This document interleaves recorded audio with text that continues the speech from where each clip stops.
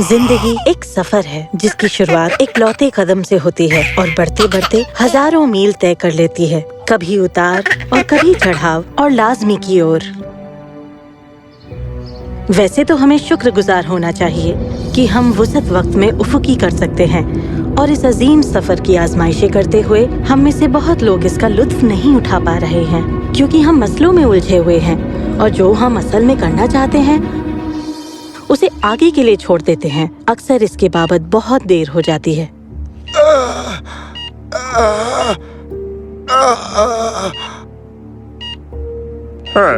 इनके पास ज्यादा वक्त नहीं है। इन्हें पेनिसिलिन देना और हर आधे घंटे में जायजा लेना।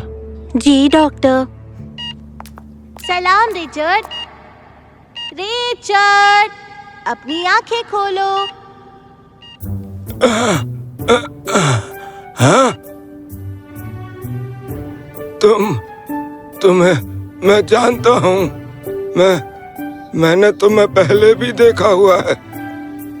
मैं तुम्हारा बचपन हूँ, जब तुम सिर्फ 5 साल के थे। हाँ? घबराओ मत, मैं तुम्हें एक सफर पे ले जाने आया हूँ। एक सफर?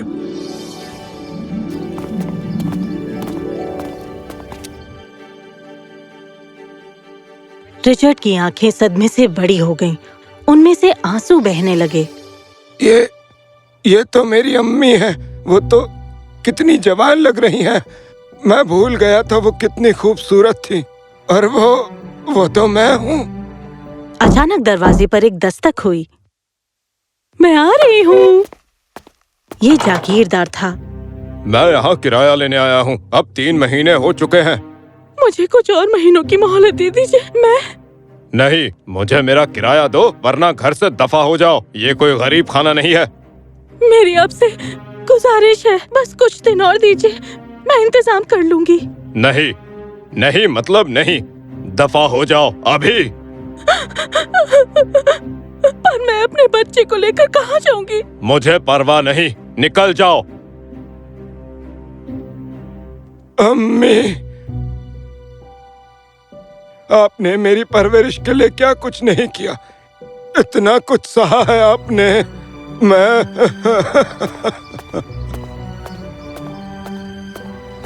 अम्मी। हाँ? आओ, मैं तुम्हें और भी कुछ दिखाना चाहता हूँ। तुम बड़े हो गए। हाँ, आओ मेरे साथ।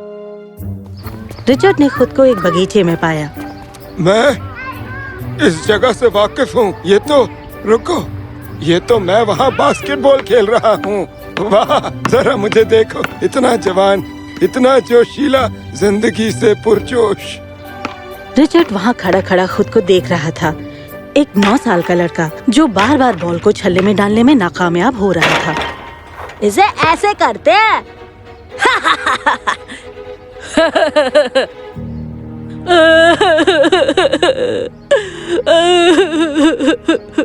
अरे देखो, वो रो रहा है। कोई उसे जाकर बताए कि दुनिया खत्म नहीं हो गई, पूरी जिंदगी बाकी है।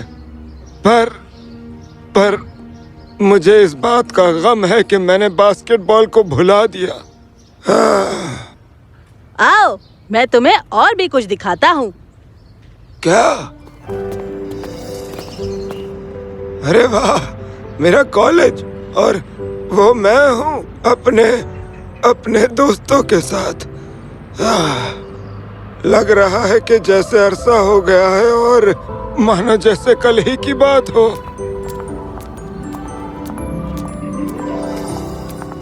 तुम्हें आज उससे बात करनी ही होगी। तुम्हें उसे अपना हाले दिल बताना ही होगा। मुझे नहीं पता। मेरा मतलब, बस जाओ।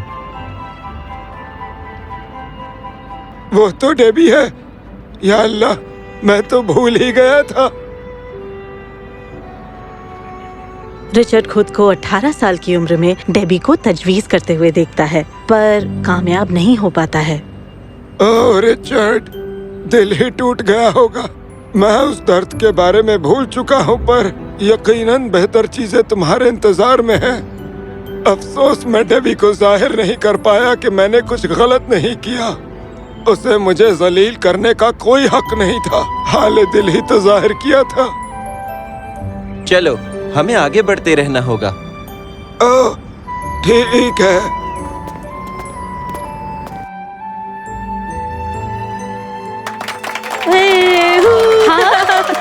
मुबारक हो। कितना अजीब है ये सब, है ना? कुछ साल पहले ही मैं डेबी के लिए आंसू बहा रहा था और अब मैं अपनी जाने बहा रहे एलिसा से निकाह कर रहा हूँ।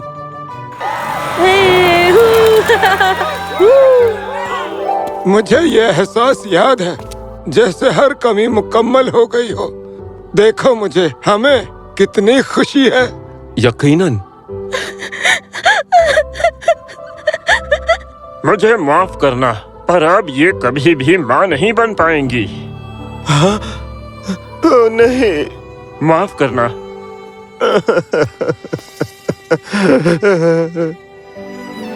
उस दिन हम बहुत गमगीन थे, एलिसा और मैं, हम दोनों।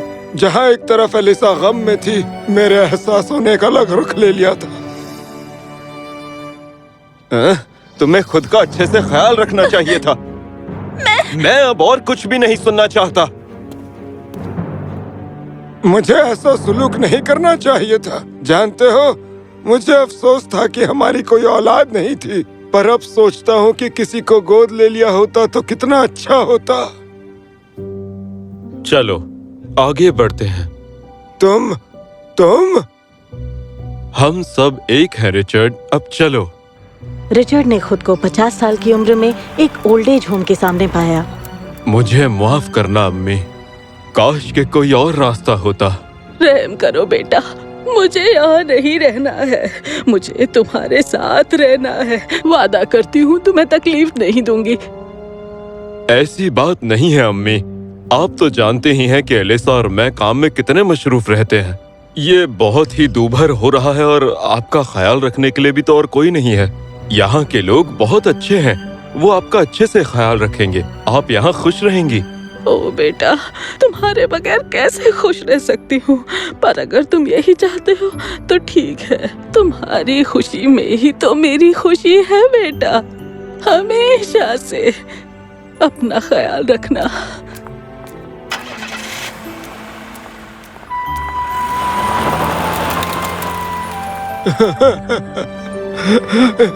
नहीं, ये मैंने क्या कर दिया? मेरी अम्मी, जिसने मुझे पैदा किया और पूरी जिंदगी जद्दोजहद करती रही मेरी परवरिश के लिए, जब उन्हें सबसे ज्यादा जरूरत थी तो मैंने उन्हें अपने से दूर कर दिया।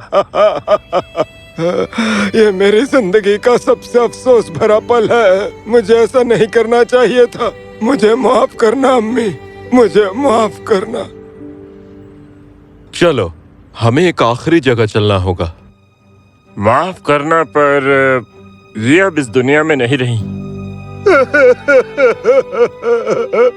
नहीं एलिसा, सारी उम्र मैं उसे कोसता रहा कि उसने मुझे वारिस नहीं दिया। मैं उसे तसल्ली नहीं दे पाया कि इस खात्मल में उसकी कोई गलती नहीं थी। मुझे अफसोस है कि एक आखिरी बार मैं उससे जाहिर नहीं कर पाया मुझे उससे कितनी मोहब्बत थी।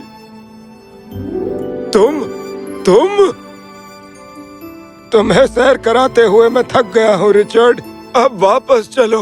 जब रिचर्ड की आंखें फिर से खुली तो वो फूट फूट कर रोने लगा, क्योंकि उसकी पूरी जिंदगी, वो भूला हुआ कल, सब उसके सामने खड़ा था। मैंने क्या किया? मेरे पास अफसोस के सिवा कुछ नहीं। काश मैं सब दुरुस्त कर पाता, पर अब बहुत देर हो चुकी है। अभी नहीं, तुम अब भी चीजों को दुरुस्त कर सकते हो। वक्त बहुत कम है, लेकिन फिर भी तुम कुछ बहुत ही निहायत कर सकते हो। क्या मतलब है तुम्हारा? तुम्हारी दौलत, तुम्हारी जिंदगी भर की कमाई जो पीछे छोड़ जा रहे हो, किसके लिए? रिश्तेदारों के लिए? तुम अब भी सही फैसला ले सकते हो ताकि अपने कर्म को दुरुस्त कर सको। सारा पैसा एक यतीम खाने में दे दो। उस पैसे से किसी यतीम की अच्छी परवरिश हो सकती है, ताकि एक दिन किसी और रिचर्ड की जिंदगी ऐसी ना हो जैसी तुम्हारी है, अफसोस से भरी। उस पर रिचर्ड की आंखें चमक उठी, क्योंकि उसे इल्म हो चुका था कि उसका एहसास उसे क्या कहने की कोशिश कर रहा है। और फिर क्या? खैर, रिचर्ड ने डॉक्टरों से बात की और उनसे वकीलों को बुलाने की इल्तिजा की। मुझे अपनी वसीयत बनानी है। ये मेरी आखिरी ख्वाहिश है। रिचर्ड ने वसीयत को लेकर रिवायत की और उसके मुताबिक ही वसीयत तैयार हुई। वसीयतनामे पर दस्तखत करते हुए उसकी आंखों से आंसू बहने लगे। शुक्रिया। नहीं, आपका शुक्रिया। आप एक अच्छे इंसान हो। आप अपना सब कुछ छोड़ जा रहे हो ताकि यतीम बच्चों की परवरिश अच्छे से हो। मैं आपको सलाम करता हूँ। खुदा आपको हाफिज रखे। और ये कहकर वकील चले गए। रिचर्ड की आंखों में आंसू भरे हुए थे। उसने अपनी दाहिनी ओर अपने शार को देखा जो खड़े होकर मुस्कुरा रहा था। शुक्रिया, मुझे बेहतर लग रहा है। मैंने ये सब पहले क्यों नहीं किया? गलतियां पहले दुरुस्त क्यों नहीं की? क्योंकि तुम 7वें आसमान पर अपनी जिंदगी जी रहे थे। तुम सही हो। शुक्रिया। अब मुझे अंदर से सुकून महसूस हो रहा है। बहुत खूब, अब चलते हैं। और उसी वक्त इलेक्ट्रोकार्डियोग्राम पूरी तरह हमवर हो गई। डॉक्टर और नर्स फौरन भागे चले आए, पर बहुत देर हो चुकी थी।